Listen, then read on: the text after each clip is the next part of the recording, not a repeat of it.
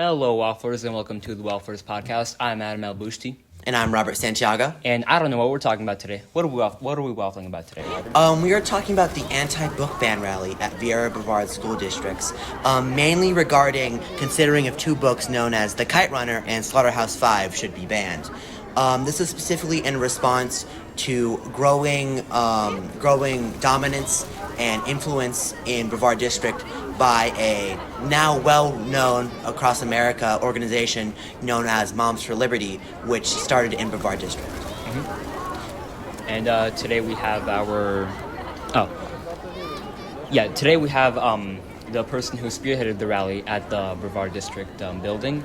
Anjani, could you introduce yourself? Yeah, so thank you for having me on the Wafflers podcast, and thank you for, highlighting stuff like this. So my name is Anjani Sharma, and I'm a senior at West Shore, and I'm an advocate for mental health and education rights, especially in public schools. And I've been able to do a lot on the state and even, get national recognition on the federal level. So recently I live in Brevard County, so I wanted to do something that directly can contribute back to my community and help students.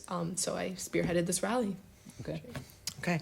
And tell us more about how you got into this activism and such, and more about your personal life. You. Of course. So I have always been very involved in politics since the 2020 election. I was a campaign worker for a couple different officials, John Ossoff, President Biden, a couple of different local senators and representatives, and I just loved it. I think it was so gratifying to be able to contribute to policies and really make a change, which I was able to do by working with these officials, because I can't run yet, hopefully soon, but it was nice to be able to, really do something with that. So I've been doing a lot of stuff on Tallahassee, whether it be lobbying senators and representatives, but I also wanted to come back and directly impact my school board and do something about this, but also get other students involved, because it's our time to speak up, because we're the students who are in the classrooms every day, and it should be more students, less parents. Students' rights matter just as much as parents' rights.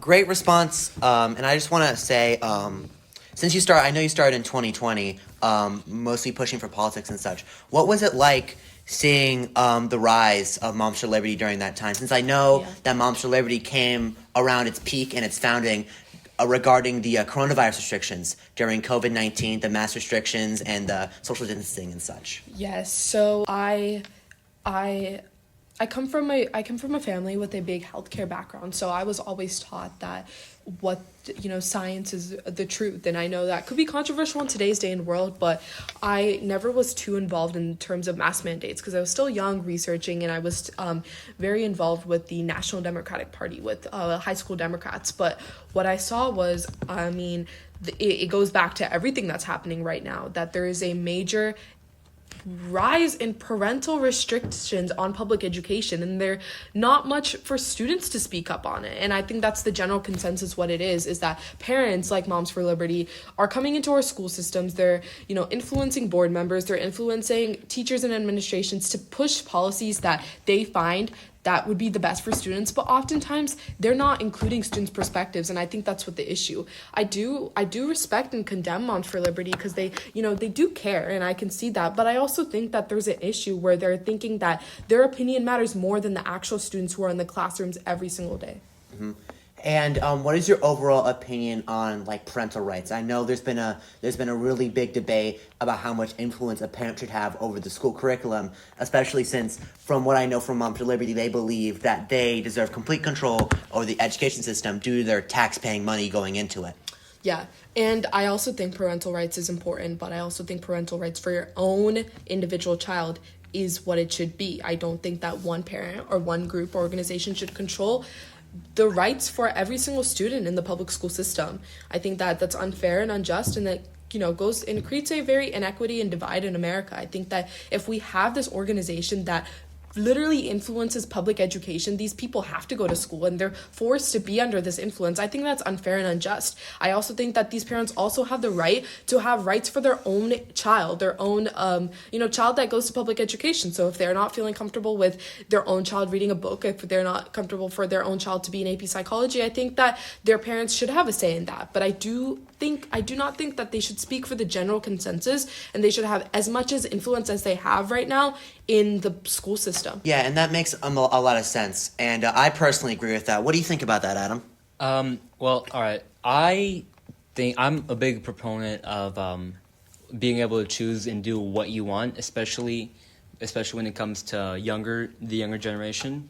And I feel like if you just give more power to the parent, that just inherently takes away power from the student, which I don't think is very fair, because from what I've heard, I'm not really an expert on this subject, but from what I've heard, most of Moms for Liberty's rhetoric is sort of like, oh, the child doesn't know what they're doing, they have to be protected by the state and by the parent. And I just don't think that's fair to the student, especially when it comes to like high school kids who are pretty confident. Like obviously you've been doing a lot of pretty professional work even as a high school student, so I don't really see where they're coming from. But I guess I can get the fear if you have like a weird, I wouldn't say weird, if you have like something against something being taught. I get it, but I'm empathetic to it, but I'm not sympathetic to it, you know. I don't think that's a valid reason to enforce your will on other people, especially not even your own kid. All right, thank you for your time again. Yeah. And this is the Wafflers signing out. I'm Robert Santiago. And I'm Adam Ablushti, and now I know what we're talking about.